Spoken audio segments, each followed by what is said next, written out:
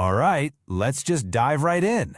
The title we're looking at today, it's not just some clever phrase. It's a question that really cuts to the very heart of how we've built our societies, how we've structured power and authority. Who will police the police that polices the police?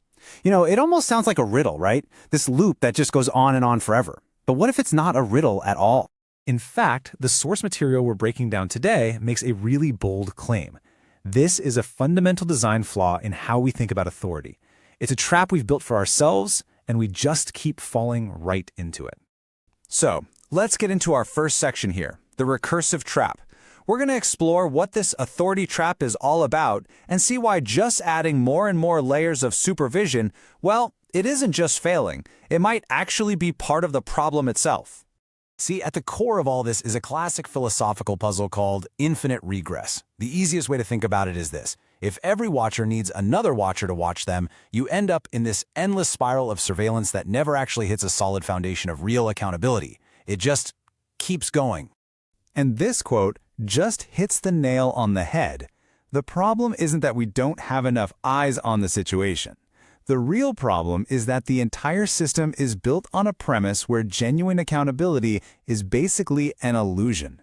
So what do we get instead of real accountability? We get theater. It's a big show for all of us to watch. You see the committees, the audits, the investigations, and it all gives the appearance of integrity. But behind the curtain, real meaningful change is often choked out because the system's first priority is always to protect itself. Okay, so that's the what. This leads us right into the why.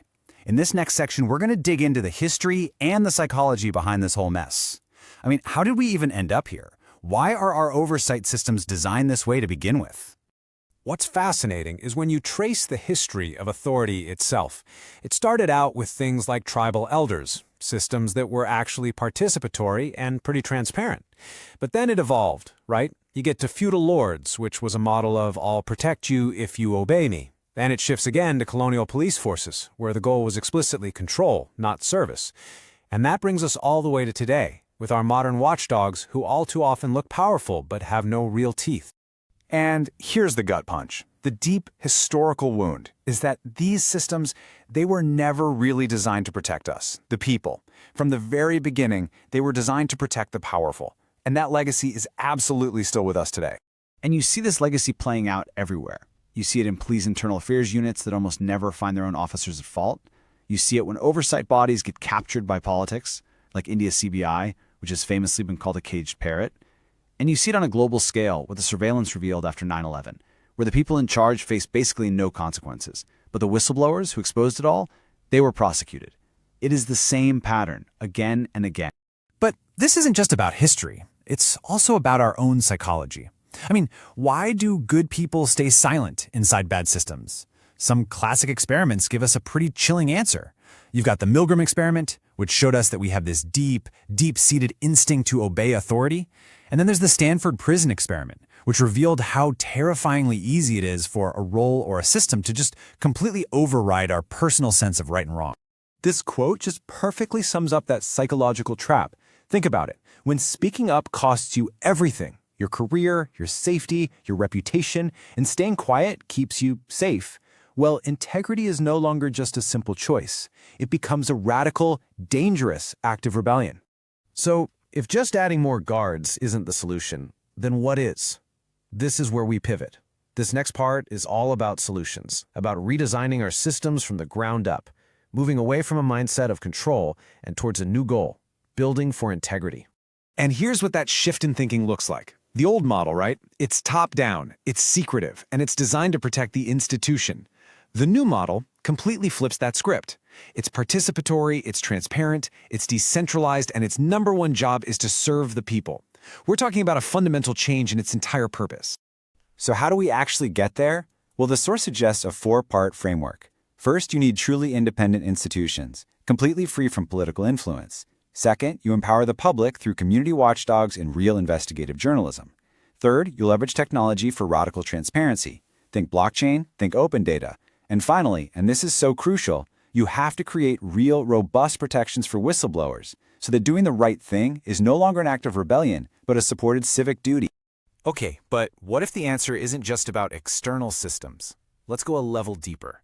What if we need a more philosophical approach? This section is all about the power of our own inner ethics. And that's the central question here, isn't it? When all the external checks and balances break down, when the institutions themselves are broken, what do we have left? The argument is that our own conscience, our own internal moral compass, that's the final line of defense. That's the ultimate backstop.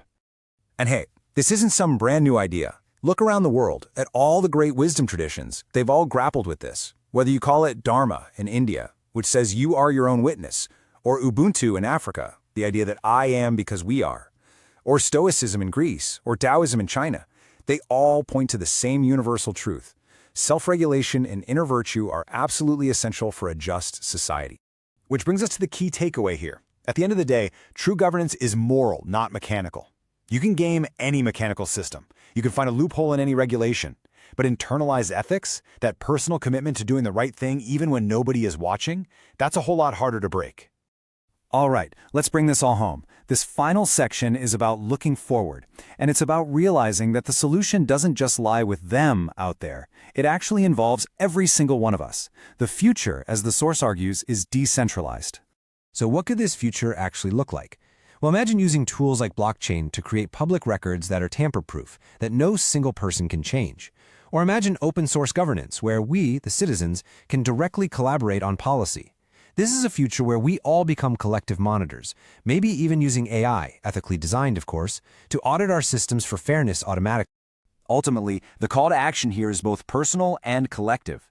We have to become the very mirror of accountability that we want to see in the world. And we do that through these 4 pillars: by staying vigilant, by engaging in dialogue, by using technology wisely, and by cultivating that inner sense of duty, our dharma. And so I'll leave you with this final thought to chew on. If it's true that no single person can be trusted with total power, then maybe the answer isn't about finding the perfect person to hold it. Maybe the real answer is about breaking that power down into tiny little pieces that we can all share responsibly and with a great deal of humility. Something to think about.